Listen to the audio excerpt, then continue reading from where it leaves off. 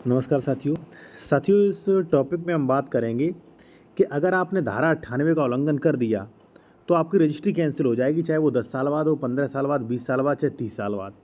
और सबसे बड़ी बात, आपके एडवोकेट जो हैं रजिस्ट्री कर रहे हैं, आपको जानकारी देने वाले वो सही जानकारी नहीं दे रहे हैं।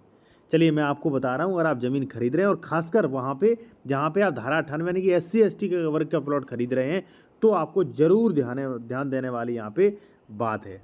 चलिए मैं आपके सामने कानून लाया हूँ और देखिए, कोई भी आप बेहतर कानूनी सलाह लेना चाह रहे हैं, आप अपनी ज़मीन कोई खरीद रहे हैं, उसका डॉक्यूमेंट्स वगैरह वेरिफिकेशन करवाना चाह रहे हो कि वो ज़मीन विवादित तो नहीं, डबल रजिस्ट्री सरकारी तो नहीं, सेक्शन 98, ठीक है, अदर सेक्शन, वो आप चेक करवा सकते हैं। कॉन्टैक्ट नंबर वीडियो डिस्क्रिप्शन में मिल जाएगा। देखिए साथियों, अगर आप SC ST से ज़मीन खरीद रहे हैं तो धारा 98 को आप समझ लीजिए, और विद प्रूफ के साथ में दूंगा, कई PDFs हैं हमारे पास, वो भी दिखाऊंगा। देखिए, आप ये मत समझिए कि यूट्यूब पे तो ऐसे ही बताते रहते हैं, आप फैक्ट पर बात कीजिए। यूट्यूब पे अगर आपको लगे कि हाँ ये फैक्ट सही बोल रहे हैं, फिर तो सही है, नहीं लगे तो कोई अलग बात है।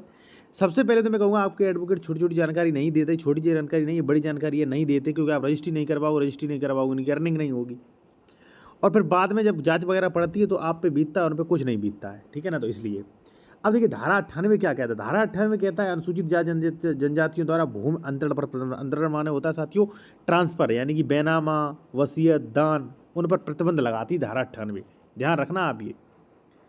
इस अध्याय के प्रतिकूल प्रभाव डाले बिना अनुसूचित जाति किसी भूमिधर को कलेक्टर की अनुज्ञा के बिना अनुसूचित जाति से भिन्न व्यक्ति को दान, ठीक है, विक्रय, बंधक, पट्टा अंतरित करने का अधिकार नहीं है। स्पष्ट रोक लगाती है भाई कि आप जो है SC ST कैटेगरी से नहीं बेच सकते। अब कई लोग कहेंगे कि सर हमने तो 143 करा रखा है, सर हमने तो 80 करा रखा है। कई लोग कहेंगे हमने तो भाई रजिस्ट्री में आबादी का स्टाम्प पे कर दिया है।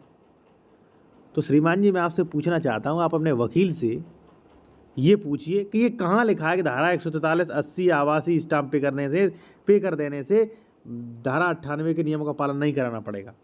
कहाँ लिखा है? कहीं भी पूरी राजस्व संहिता में नहीं लिखा है, सिर्फ धारा 98 है। धारा 98 कहती है कि कलेक्टर जो है अनुज्ञा दे सकता है, ठीक है, अनुज्ञा दे सकता है। कब? तब दे सकता है उसका कोई उत्तराधिकारी ना हो, उसका जो है वो दूसरे ज़िले में रहता हो, उसके पास जो है कोई गंभीर बीमारी का कारण हो, तब परमिशन दे सकता है, और परमिशन से ही आप प्रॉपर्टी खरीद सकते हो।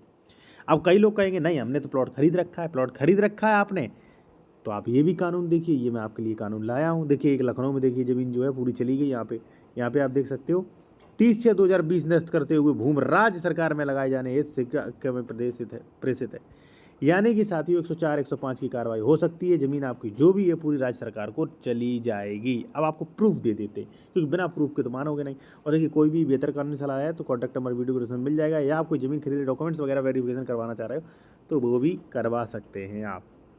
मैंने आपसे क्या कहा कि धारा 98 का पालन करिए। अब आप कहेंगे सर 143 से भी नहीं खरीद सकते, 80 से भी नहीं खरीद सकते। देखिए साथियों, अगर 143 80 है तो प्लॉट वगैरह खरीद सकते, वो भी आप ये देखिए कि 140 83 का 140 है, ठीक है, 143 है, 80 है, इनका आदेश कंडीशनल तो नहीं है। इनका आदेशों का अध्ययन कीजिए, क्योंकि मेरे पास ऐसे कई आदेश आ गए जिनमें 80 के बाद भी रिस्ट्रिक्शन लगे कि आप नहीं खरीद सकते, ठीक है ना। तो वो चेक करिए भाई आप पहले तो। दूसरी बात, जिन लोगों ने खरीद ली है SC ST वर्ग की ज़मीन बिना परमिशन 98 के, तो अब ये आदेश देखिए, उनकी 100% रजिस्ट्री कैंसिल हो सकती है। कैसे कैंसिल हो सकती है, मैं प्रक्रिया किसी दिन बताऊंगा, ठीक है। लेखपाल आख्या लगा दे, कानून को आख्या लगा दे, तहसीलदार आख्या लगा दे, ज़मीन चली जाएगी। अब देखिए क्या कहता है, सक्षम अधिकारी अनुज्ञा के बिना भूमि का अंतर का प्रभाव, यानी कि कलेक्टर द्वारा बिना परमिशन के आप ट्रांसफ़र कर दिया तो प्रभाव क्या होगा। अब देखिए यहाँ पे क्या लिखा है, बिना कलेक्टर की अनुज्ञा के अनुसूचित जाति के सचित विक्रय विलेख शून्य होता है। बिना कलेक्टर के अगर मान लीजिए आपने कर दिया तो आपका बैनामा शून्य होता है।